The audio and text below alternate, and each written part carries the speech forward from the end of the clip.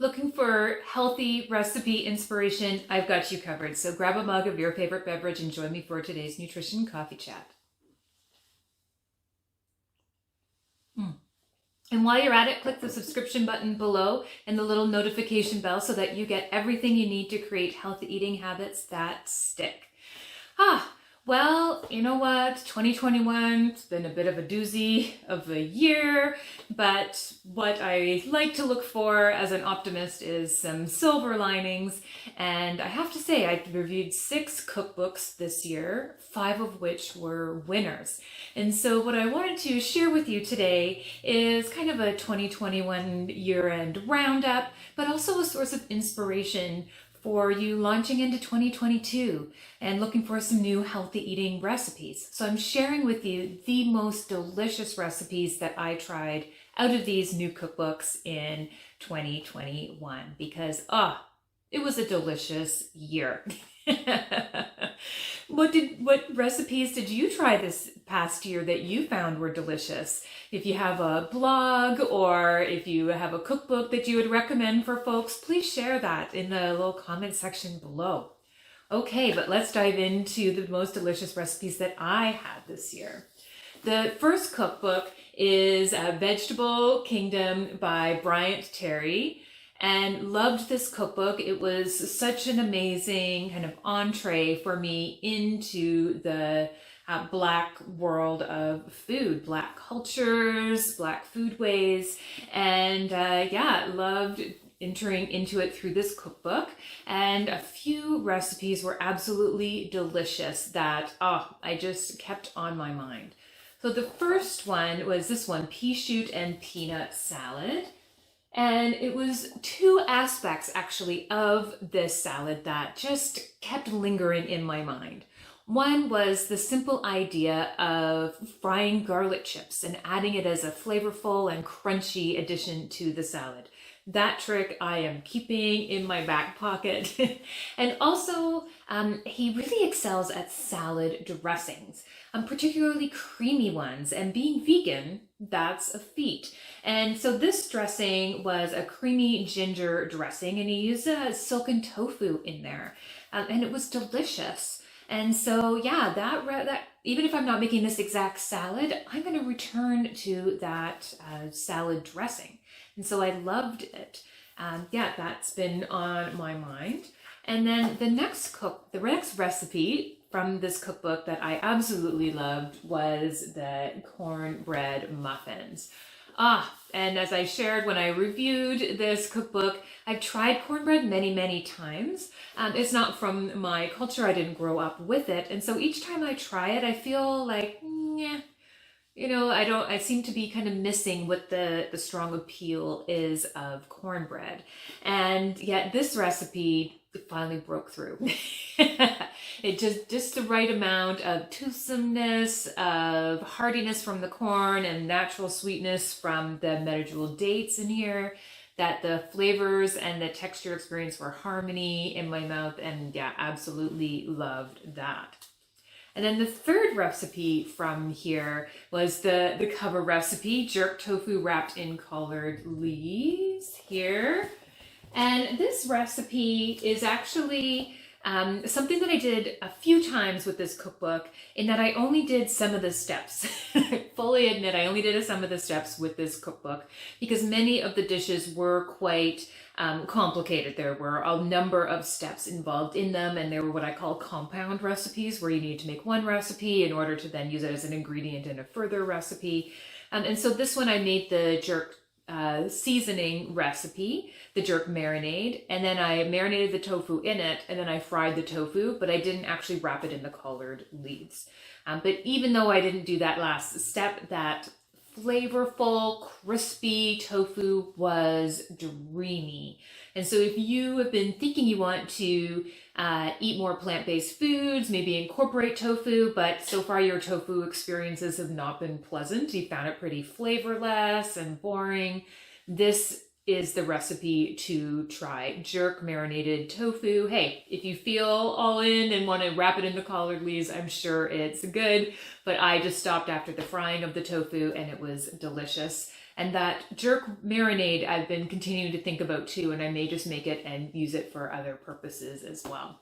So 3 recipes out of Vegetable Kingdom by Bryant Terry that I absolutely loved. Okay, moving on.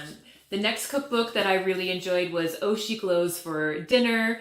Angela Liddon has done many cookbooks, and her blog is one of the kind of old school, like originator vegan blogs and recipe developers for the vegan world. And she has a ton of fans, including myself. And so when she came out with her latest book, Oh She Glows for Dinner, I was jumping right on that. And yeah, I really loved a number of recipes in here. The first one was 20-minute sweet potato noodle bowl with sesame, cilantro, lime, and avocado. I mean, check out the colors in there. And this one I served to the whole family. They loved it. The kiddos thought it was delicious and so fun to have the spiralized sweet potato. The colors are vibrant. The textures and the flavors all work well together. Very kid-friendly food and healthy and delicious for us too. The next recipe I tried was the Mama Bear Bowl Collie Power Savory Steel Cut Oatmeal. And this one I actually just tried quite recently. I didn't include it in my review of this cookbook because I hadn't tried it at the time. I just tried this actually this past weekend. And I didn't even make the full bowl. I just made the steel cut oats and cauliflower mixture and then used it as a base for some other recipes. And it was a big hit. My sweetheart was like, just assumed it was rice and he loved it, and yet it was steel cut oats with the cauliflower in there, and the kiddos did too. They, even our little carb monster kiddo just thought it was rice. He was happily eating it away, had no notice that it was steel cut oats, so the fiber was awesome in there as well as the cauliflower kind of sneaking in. And so great recipe, just even as a foundation or as a side dish to do with other things. I'll be definitely making that again. The next recipe that I really kept thinking about and lingering in my mind was the sneaky protein-packed mashed potatoes. Again, a great kind of side dish, but she puts chickpeas in with the mashed potatoes, kind of hidden in there. So if you have a kiddo who isn't very great with iron-rich foods or protein-rich foods, but is a carb lover, this is a good recipe to try. And also for us adults who are looking to have less blood sugar spike from our foods, incorporate more protein, incorporate more iron-rich foods, this is a great recipe. So if it's time to, give a new version for your mashed potatoes to kind of evolve them, give this recipe a try. Nobody knew they were in there and it was delicious. And then the third recipe that really lingers in my mind from this cookbook is the Rustic roasted carrot and dill hummus. I mean, really, a hummus recipe was one of the top most delicious recipes that I ate this whole year. And the answer is yes. This is the most delicious hummus recipe I've ever had. Now, a little caveat is I don't like my hummus being just boom, overpowering garlic. And so if you love that super strong garlic, basically hummus is just a vehicle for you to have garlic. This one might not be your cup of tea, but I like to actually taste the chickpeas, taste the tahini and that in my hummus with the garlic. And so this one was delicious because the roasted carrots brought a natural sweetness to it that just married so well. And with the chickpeas and that kind of the traditional flavor profile for a hummus. And beautiful color, kind of light orange color. And just a beautiful, delicious new take on hummus that snuck some extra veggies in. So awesome. So those were some top recipes from this cookbook, Oh She Glows for Dinner. Angela Liddon hit it out of the park yet again. Moving on to the next cookbook was Joy Bauer's Superfood, and 2 recipes from this cookbook that I have made again and again since I reviewed this for you. And the first one is the Japanese salad with the carrot ginger dressing, specifically the dressing here. So I guess a bit of a theme that, 2 different ways this past year that I've upped my salad dressing game. which is interesting to me because I've been a big fan of just doing a quick oil and vinegar dressing. You know, whether I'm mixing it up, might be a balsamic vinaigrette, maybe rice vinaigrette, right, kind of an Asian style rice vinaigrette, or kind of my go-to's been for like 20 years. But yeah, apparently I was looking to change it up and, you know, get out of that rut. And so Bryant Terry's creamy vegan dressing was amazing. And then this one, the carrot ginger dressing, so good. Just sweetness from the carrot, the brightness from the ginger. If you're a ginger fan, give this recipe a try. Oh, so good. And I haven't necessarily made it on the exact same salad as she recommends here, but I've been using that dressing over and over again. So good. And then another recipe that I've just been going back to so many times is the loaded bell pepper nachos. This one, I have to really credit Joy here. I'd never bought ground turkey before. I'd always either bought ground beef, or if I was looking for an alternative to ground beef, I would use like a veggie ground round, like a soy-based product. And because I always thought like, I'm not really crazy for poultry and it's kind of dry and flavorless. Do I really want to do a ground one? But she, in this book, really got me into doing ground turkey as an alternative sometimes to a ground beef. And this recipe uses ground turkey, and it comes together so fast. And the kiddos rave about it, like including our one kiddo who is a bit more of a picky eater, and he definitely is hit and miss with cooked bell peppers. Yeah, usually more of a miss. I usually find them kind of picked out in whatever dish. But this one, he eats the bell peppers, and all of them do. They all love this recipe. They're so excited when I make it. I've made it again and again because not only does it have tons of veggies in there, but it comes together so quickly. And it uses a lot of ingredients that you can easily find. So love this recipe. It's worth the cookbook just for that one. So that's Joy Bauer's Superfood. And then moving on to cookbook number 4 was Nadia Hussain's Time to Eat.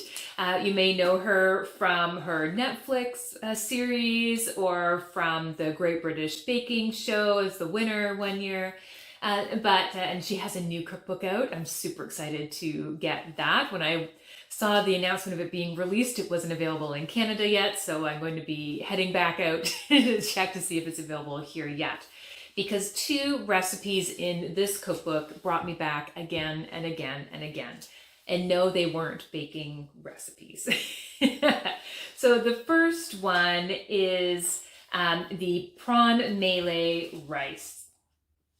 Again, family favorite recipe, and it comes together super quickly. And what I love is that it is made from a lot of ingredients that you might have kicking around the freezer. So it's a great recipe for kind of the end of the week when you're about to go grocery shopping again. All the fresh stuff is gone and you still need to put a meal together and pretty quick. I do make this recipe with a heck of a lot more peas. It's pretty scant on the veggies as she has it written. So I just dump in more frozen peas than it calls for. Pretty easy fix. And I don't bother frying an egg. She gives an option where there's a fried egg on top. Nope, I just use it with the defrosted pre-cooked shrimp and a whole heck of a lot of frozen peas. And yeah, big family favorite there. Such a go-to on busy nights. And then the other recipe that I just could not get enough of was her coronation tuna. No picture for this one because it's really just looks like a tuna salad, but the flavor profile is so much more. There's curry powder in here, there's raisins in here, there's a mango chutney in here. So it just elevates plain old tuna salad to such a different level. And so I did this pretty much every single week in the summer when it was hot out.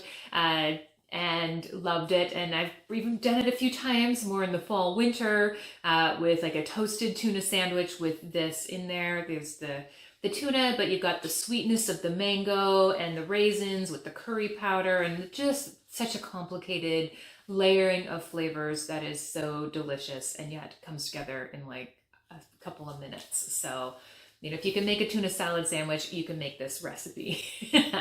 And so those are two standouts from Nadia Hussein's cookbook, Time to Eat. And then rounding it out with the last cookbook that was a real winner is the Half-Baked Harvest Super Simple. That I hadn't known about Half-Baked Harvest and Tina Gerard before reviewing this cookbook. It was one that was recommended from our viewer community here, and I'm so glad that you recommended it because of a few different recipes here, again, that have been go-tos. One is Thai basil beef, which again comes together super, super quick. And yet, like the Malay prawn rice recipe, I just bump it up with a whole bunch more veggies than she calls for. She calls for doing carrot ribbons in here of, I think, just 3 carrots. I use a whole lot more carrots in there, so it's almost like a salad with noodles and beef rather than beef and noodles with a little bit of veggies on the top. But that's a super easy fix. If you have the time, you can do the carrot ribbons, but I've also done it with the pre-shredded carrot from the pre-cut veggie kind of section of the grocery store. You might even have carrot, like spiralized carrot in your grocery store. That would be a great addition here, or substitution, I would say, versus doing the peeling of the carrots, although the peeling of the carrots takes like very little time anyways. Tons of fresh herbs, and yeah, this recipe comes together again super quick. Everybody loves it, lots of flavor, delicious. Moving on, the next recipe that blew my mind was the baked coconut curry meatballs. Now here's the thing. The meatballs, you roll them up and then you bake them in the oven. And that has been a game changer for me. I've continued using this technique over and over and over again throughout the year. I haven't necessarily made the coconut curry meatballs again. They were good. There's nothing wrong with it, but it was more the technique of rolling the meatballs and then just baking them. I've done meatballs, other recipes, other sauces and that to do meatballs since then, but I keep using her technique, even if the recipe calls for, you know, frying the meatballs or putting them in a sauce or something else. Nope, I don't do it. I use her technique for doing the meatballs because I don't know about you, but every time in the past when I used to make meatballs, I'd do all those steps of rolling each one and then I'd put it in the pan and then they would just crumble and I would just end up with ground beef. Anyways, or whatever ground meat or poultry that it was in there. So it was always just such a big frustration to go through all that work only for it to undo itself in the pan. Where when I put these on the baking sheet and in the oven, they come back out still as intact meatballs. A win. And so definitely that has been a game-changing technique that I am so grateful for. And then to round out the last recipe that just was so delicious, so glad that we tried it, was this one. It is the Swirled Banana Bundt Cake because yes, healthy eating still means intentionally enjoying some treats. And this recipe, the family has requested again and again. I made it just the other day again, and yeah, if you like banana bread, picture banana bread just chock full of chocolate chips and cream cheese swirled throughout the middle of it. So if you're a cream cheese icing fan, if you're a banana bread fan, this recipe you have to try. It is so delicious, and even myself, a challenged baker, can make it happen.